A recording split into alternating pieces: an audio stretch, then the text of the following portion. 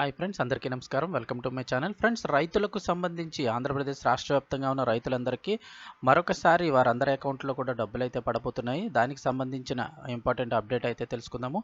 ఈ డబ్బులు ఎందుకు వేస్తున్నారు, అలాగే ఎప్పుడు వేస్తారు, ఒకవేళ డబ్బులు పడకపోతే ఏం చేయాలి, ఈ కంప్లీట్ ఇన్ఫర్మేషన్ అంతా కూడా ఈ వీడియోలో తెలుసుకుందాం. వీడియో స్కిప్ చేయకుండా పూర్తిగా చూడండి, అప్పుడే పూర్తి ఇన్ఫర్మేషన్ అయితే అర్థమవుతుంది. అలాగే రేపు రైతుల ఖాతాలో ఎవరెవరికి ఎంత డబ్బులు వేస్తున్నారు, అంటే ఏ ఏ పంట ఉన్నవారికి ఎంత డబ్బులు వేస్తున్నారు, హెక్టార్కి ఎంత వేయబోతున్నారు అనే వివరాలు కూడా కంప్లీట్గా ఈ వీడియోలో తెలుసుకుందాము. వీడియో పూర్తిగా చూసే ప్రయత్నం అయితే చేయండి. అలాగే ఇంకెవరైనా మన ఛానల్ సబ్స్క్రైబ్ చేసుకోకపోతే వెంటనే సబ్స్క్రైబ్ చేసుకోండి ఫ్రెండ్స్. సబ్స్క్రైబ్ చేసుకోవడంలో ప్రభుత్వం నుంచి వచ్చే ఇలాంటి ముఖ్యమైన అప్డేట్స్ అన్నీ కూడా మిస్ అవ్వకుండా మీరు ముందుగానే తెలుసుకోవచ్చు. అదేవిధంగా పక్కనే ఉన్న బెల్ ఐకాన్లో ఆల్ అనే ఆప్షన్ ఎంచుకున్నట్లయితే నేను తర్వాత చేయబోయే వీడియోస్ కూడా మీరు మిస్ అవ్వకుండా చూడొచ్చు. ఇంకా వివరాల్లోకి అయితే కనుక వెళ్ళిపోదాము. ఫ్రెండ్స్, మనందరికీ తెలుసు, గత కొద్ది రోజుల క్రితమే ఏపీ ప్రభుత్వం అయితే కనుక రైతులందరి ఖాతాలోనూ డబ్బులు అయితే విడుదల చేసింది.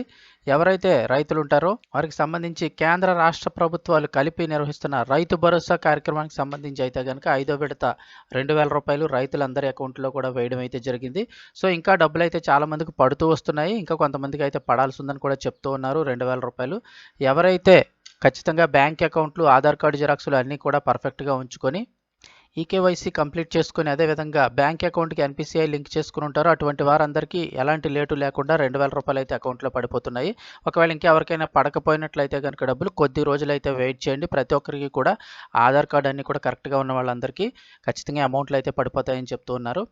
అంటే బ్యాంక్ అకౌంట్ నెంబర్లు, అలాగే ఎన్పిసిఐ లింక్ అన్నీ కరెక్ట్గా వచ్చి ఎటువంటి ఇబ్బందులు లేని వారికి ఫోన్ నెంబర్లు, ఓటీపీలు అన్నీ కరెక్ట్గా ఉన్న వాళ్ళకి ఖచ్చితంగా అమౌంట్లు అయితే పడిపోతాయి. అదేవిధంగా మరొకసారి కూడా రైతుల అకౌంట్లో అయితే కనుక అమౌంట్ వేసింది ఏపీ ప్రభుత్వం. ఎవరైతే రైతులు పంటకు సంబంధించి రుణాలు తీసుకుంటారో, అంటే ₹1,00,000 లోన్ తీసుకొని తిరిగి ఇన్ టైంలో అంటే సమయంలో కనుక మీరు డబ్బులు కట్టేస్తే అటువంటి వారందరికీ కూడా వడ్డీ మాఫీ అయితే చేయడం జరిగింది. 0 వడ్డీ జమ అయితే చేశారు. ఆ డబ్బులు కూడా ఇప్పుడు రైతుల అకౌంట్లో అయితే పడుతూ వస్తున్నాయి. అది కూడా మరి కొంతమందికి అయితే పడాల్సి ఉందని అయితే చెప్తున్నారు. వెయిట్ చేయండి, ఖచ్చితంగా అందరికీ పడతాయని అయితే ఏపీ ప్రభుత్వం చెప్తుంది.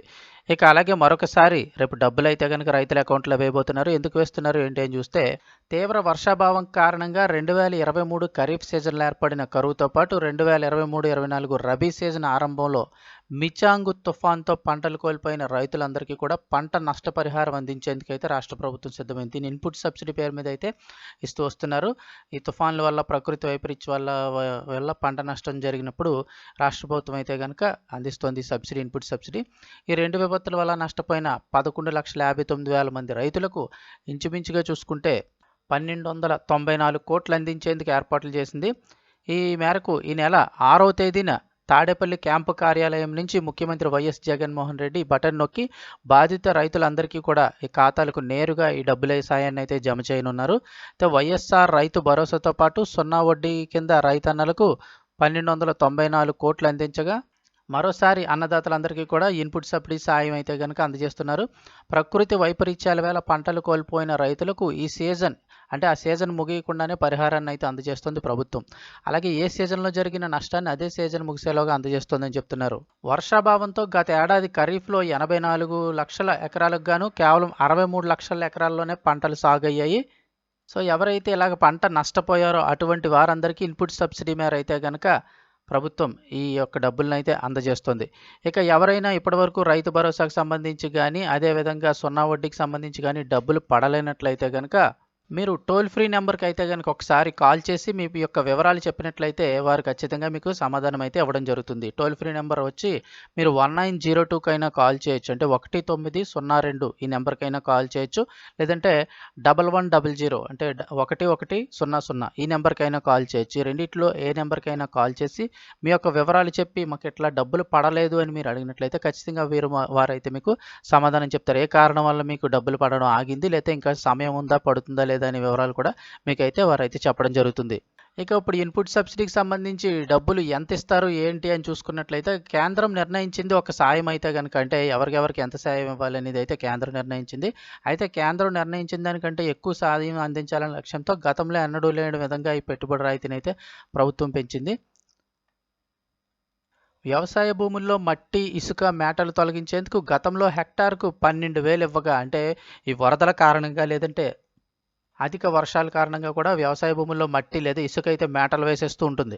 సో అటువంటి వాటికి తొలగించేందుకు హెక్టార్కు గతంలో 12,000 ఇచ్చేవారు. ఇప్పుడు దాన్ని 18,000కి అయితే పెంచడం జరిగింది.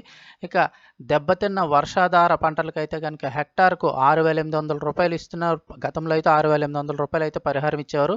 ఇప్పుడు దాన్ని ప్రభుత్వం 8,500కి అయితే పెంచడం జరిగింది. ఇక నీటిపారుదల భూములైతే గనక గతంలో హెక్టార్‌కి 13,500 రూపాయలు చెల్లించే పరిహారాన్ని ఇప్పుడు 17,000 రూపాయలకైతే పెంచారు. ఇక అలాగే మరోవైపు చూసుకున్నట్లయితే వరి, వేరుశెనగ, పత్తి, చెరుకు తదితర పంటలకు గతంలో హెక్టార్‌కు 15,000 రూపాయల చొప్పున ఇస్తూ ఉండగా దాన్ని ఇప్పుడు 17,000 రూపాయలకైతే పెంచడం జరిగింది హెక్టార్‌కి సంబంధించి. ఇక ఉద్యానవన పంటలకు గతంలో 7,500 రూపాయలు ఇచ్చేవారు. ఇప్పుడు దాన్ని 17,000 రూపాయలకి పెంచారు. ఇక మామిడి, నిమ్మ జాతి తోటలు ఉంటాయి కదా, అటువంటి వాటికన్నిటికీ కూడా 20,000 నుంచి 22,500 చొప్పున. ఇక మల్బరీకి 4,800 ఇచ్చేవారు గతంలో. ఇప్పుడు 6,000కి అయితే పెంచివ్వాలని ప్రభుత్వం నిర్ణయించింది. సో రేపు మధ్యాహ్నం 12 గంటల తర్వాత ఎవరైతే రైతులు ఉంటారో వారందరి ఖాతాలో కూడా ఈ డబ్బులు అయితే జమ కానున్నాయి. సో వీడియో తప్పకుండా లైక్ చేయండి. ప్రభుత్వం నుంచి వచ్చే ఇలాంటి అప్డేట్స్ తెలుసుకోవడానికి ఈ ఛానల్ని తప్పకుండా సబ్స్క్రైబ్ చేసుకొని ఫాలో అవుతుండండి. Thanks for watching this video.